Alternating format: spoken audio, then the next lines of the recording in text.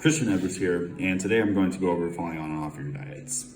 Now, we know those friends, coworkers, domestic relationships, siblings, family members, whatever it may be, that are guilty, or we have been guilty of, not truly staying on the pathway to something that we have said that we're going to commit to, or that we attempted to commit to.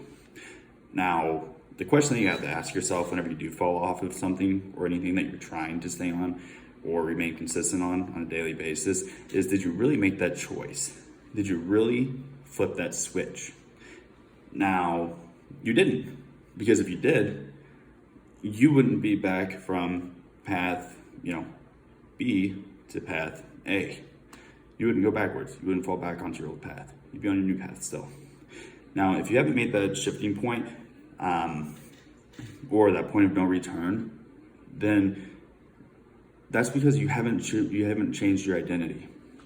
Now, I'm not saying change your identity in the means or the realms of changing who you are to other people or how other people perceive you.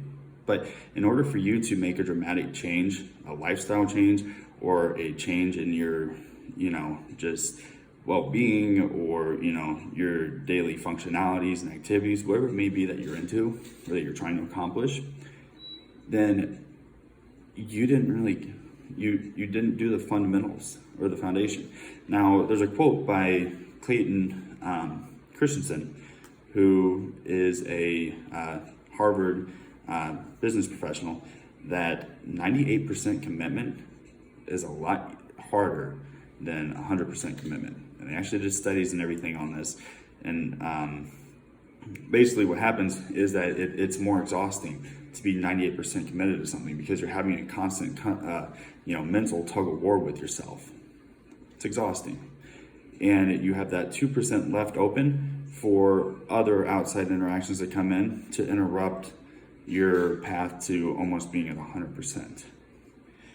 So, in order to do that, you have to flip the switch. And by flipping the switch, I mean making that decision that this is the path that you're going to be on, and this is final, and you're moving on, and you're turning back, and you're never looking back. Now, use this as an example of that switch. We've had relationships that we have gotten ourselves out of, and that people have gotten themselves out of from us. Don't be cocky now. We've all been dumped before. If you haven't, then great. Good for you.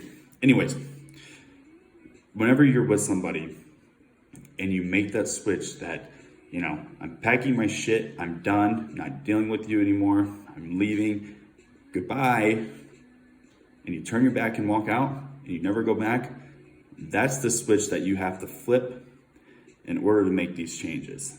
Because you're 100% committed to it, unless if you run back to them, then that's what I mean. You weren't committed. Now, you have to do what makes you happy and what makes you, you. So, by what makes you happy, I mean, find things that light up your prefrontal cortex, that activate that dopaminergic function in your mesocratic limbic pathway, because once that gets lit up, then that's what truly makes you happy. Thanks, guys.